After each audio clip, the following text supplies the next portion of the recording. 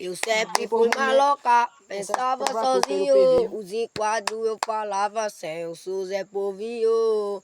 Mal ele sabia que nós éramos 5-7, boninha de frente da quadrilha dos moleque, tá dando no cifrão.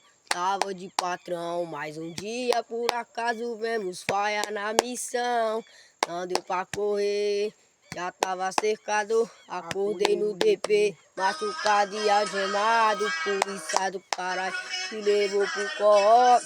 Respondi o 57, sua vez sou menor, mas minha ficha é grande, o 2 e o 55. Juiz é do caralho, pois pra fuder comigo, 1 ano e 5 meses lá na fundação.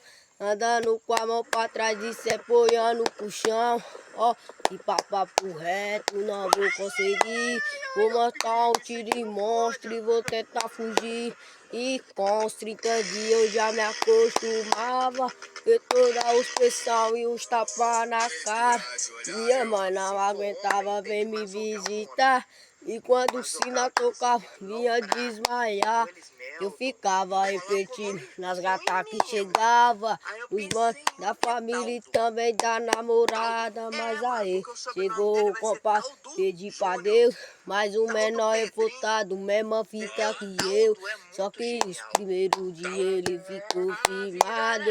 O tempo foi passando, eu fui trocar o pau. O meu vulgo é caveirinha, vou passar o intuito, quer pular raposa e voltar pro mundo. Demorou pra responder, o menor ficou pensando.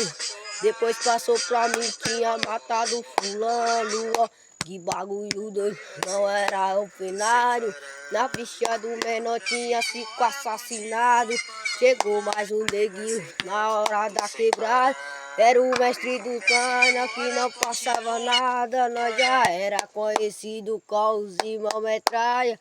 Muito tal o preciso. Acabou, vou ver. Funciona a disciplina dessa fundação.